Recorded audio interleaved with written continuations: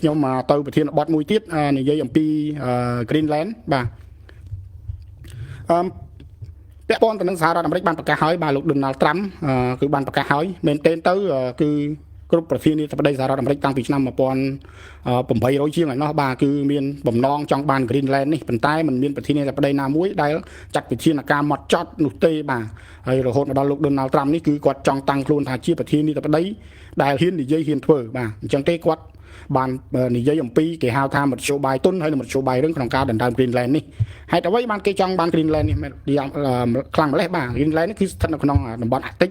ដែលជាធុងតកកបាទដែលជាធុងតកកម៉ាស៊ីនត្រជាក់របស់ពិភពលោកបាទហើយគឺជាមូលដ្ឋានគេហៅថាតំបន់មួយដែលសម្រាប់ឈរនៅមូលដ្ឋានទ័ពដ៏សំខាន់ក៏ដូចជាដាក់នៅប្រព័ន្ធការពារមីស៊ីលជាដើមហើយជាពិសេសនោះគឺពាក់ព័ន្ធទៅនឹងគេហៅថាផ្លូវដឹកជញ្ជូនបាទគឺជាផ្លូវដឹកជញ្ជូនតាមដែនសមុទ្រដ៏សំខាន់ហើយ Greenland នេះសម្បូរណាស់នៅធនធានធម្មជាតិជាពិសេសគឺពាក់ព័ន្ធទៅនឹងរ៉ែកម្រពាក់ព័ន្ធទៅនឹង hydrocarbon ហើយជាពិសេសគឺជលផលបាទគឺត្រីផ្សេងៗនោះគឺសម្បូរណាស់ដែលវាមានសារៈសំខាន់ក្នុងការរុញកំណើននៅសេដ្ឋកិច្ចបាទហើយ Greenland នេះមែនទែនទៅបាទគឺវាពាក់ព័ន្ធលោក Donald Trump បានបញ្ជាក់ហើយគាត់មិនចង់ឲ្យ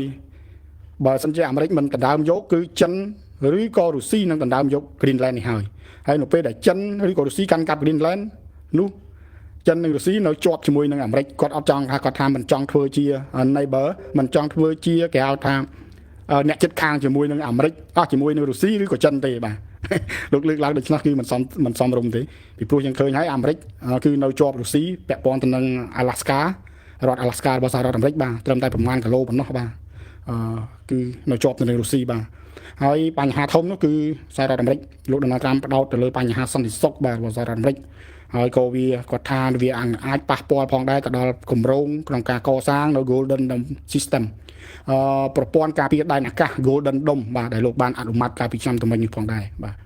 ហើយរហូតមកដល់ពេលនេះគឺមានភាពតានតឹងនៅក្នុងបញ្ហា Greenland នេះខ្វែងដៃខ្វែងជើងគ្រប់គ្នាហើយកាលពីថ្ងៃទី14ហើយនិងថ្ងៃទី15ខែមករាបាទម្សិលមិញនេះ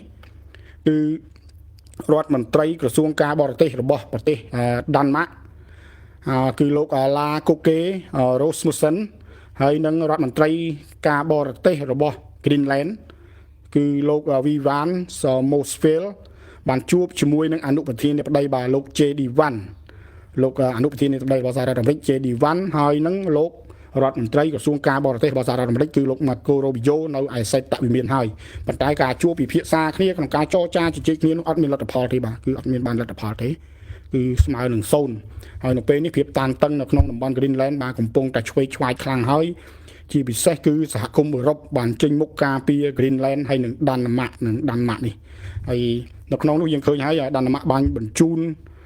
សម្ភារៈយោធាហើយនឹងកងទ័ពជាច្រើនបាទទៅចូលទៅកោះ Greenland នេះហើយ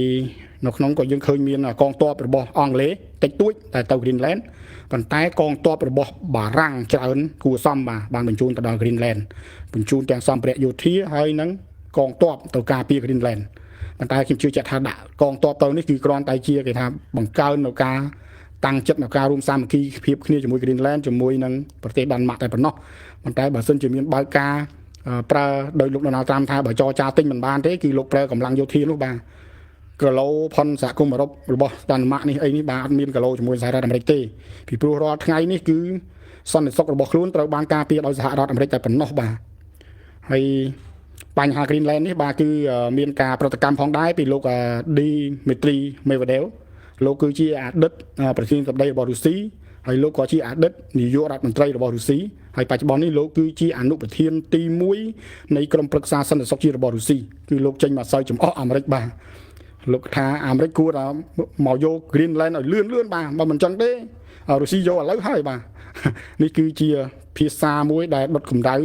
រុញបើសិនជាអាមេរិកដណ្ដើមយក Greenland កាន់តែលឿនមានន័យថាភាពតានតឹងរវាងសហគមន៍អឺរ៉ុបមានការបែកបាក់នៅក្នុង NATO បាទនេះគឺជាឱកាសល្អបាទគឺជាអ្វីដែលរុស្ស៊ីចង់បានឲ្យមានការបែកបាក់រវាងសហគមន៍អឺរ៉ុបឲ្យមានការបែកបាក់រវាង NATO សមាជិក NATO ហើយនឹងការបែកបាក់រវាងសហរដ្ឋអាមេរិកហើយនិងសហគមន៍អឺរ៉ុបនេះបាទគឺជាឱកាសរបស់រុស្ស៊ីបាទនេះពាក់ព័ន្ធទៅនឹងបញ្ហា Greenland បើបងប្អូនមានជា comment ទៅលើបញ្ហា Greenland បាទខ្ញុំអាចលើកនៅក្នុងអារម្មណ៍របស់ខ្ញុំអ្នកវិភាគមិនលំអៀងគឺប្អូនអរគុណច្រើនបាទខ្ញុំអត់មានផ្អៀងតណ្ហាទេបាទអត់មានបានផលប្រយោជន៍អីទេបាទ ដានម៉ាក់សេតបាញ់មុនហើយសួរតាមក្រោយបាទសម្ដីនេះគឺជាសម្ដី strong word បាទសម្ដីខ្លាំងប៉ុន្តែធៀបពិតដានម៉ាក់អត់ខ្លាំងទេបាទអត់ខ្លាំងទេកោះ Greenland នេះមានមូលដ្ឋានទ័ពអាមេរិករួចទៅហើយបាទហើយដានម៉ាក់នេះបើខ្ញុំចាំគឺបានធ្វើសន្ធិសញ្ញាការពារបាទឲ្យមានការការពារសន្តិសុខរបស់សហរដ្ឋអាមេរិកនៅដានម៉ាក់នេះតាំងពីឆ្នាំ1962បើខ្ញុំចាំមិនខុសទេបងប្អូនអាចឆែកបន្ថែមបាទបើខុសត្រូវនៅឆ្នាំ1962គឺអាមេរិកបានចុះសន្ធិសញ្ញាយោធាដើម្បីការពារដានម៉ាក់ហើយនិង Greenland នេះដូច្នេះទេมันអាចទេมันអាចមានលទ្ធភាពអីដើម្បីប្រឆាំងជាមួយនឹងសហរដ្ឋអាមេរិកទេបាទអត់មានកឡូទេបាទបញ្ហានេះ Greenland នេះបាទខ្ញុំគិតថាជាល្បិចរបស់ក្រុម NATO ដាក់កងទ័ពនៅ Greenland มันមិនមែនជាល្បិចរបស់ NATO ដើម្បីដាក់ទ័ពនៅ Greenland ទេបាទGreenland នេះមានទៅដានម៉ាក់នេះគឺជាសមាជិករបស់ NATO រួចទៅហើយបើចង់ដាក់ទ័ពប្រមាណក៏បានដែរមិនបាច់ឲ្យអាមេរិកដណ្ដើមធ្វើជាលេសឲ្យអាមេរិកដណ្ដើមដូច្នេះទេអត់ចាំបាច់ទេអ្វីដែលចង់បាន Greenland នេះគឺពាក់ព័ន្ធទៅនឹងប្រធានាធិបតីដូចខ្ញុំលើកឡើងយ៉ាងច្រើនមកហើយតាំងពីឆ្នាំ1800ជាងឯណោះរបស់សហរដ្ឋអាមេរិកដែលចង់បាន Greenland នេះគ្រប់ប្រធានាធិបតីអាមេរិកហើយមូលហេតុ3ដែលខ្ញុំលើកឡើងសំខាន់សង្ខេបឡើងវិញបាទទី1គឺបញ្ហាសន្តិសុខជាតិរបស់សហរដ្ឋអាមេរិកទី2គឺពាក់ព័ន្ធទៅនឹងបញ្ហាធនធានធម្មជាតិបាទប្រេងឧស្ម័នរ៉ែកម្រនៅ Greenland នេះទី3លោក Donald Trump ចង់បញ្ជាក់ទៅកាន់ពិភពលោកថា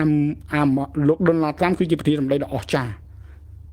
ដែលប្រធានាធិបតីមុនចង់បាន Greenland បាទតែអត់បានទេតែចំនួនលោក Donald Trump ក្នុងអាណត្តិទី2របស់គាត់នោះគឺដណ្ដើមបាន Greenland ពិតប្រាកដបាទនេះគឺជាអ្វី3មូលហេតុ3សំខាន់សូមគាំទ្រការវិភាគរបស់បងបាទអរគុណតាក់ទងទៅនឹងប្រធានបទ Greenland ខ្ញុំបិទតែប៉ុណ្ណេះ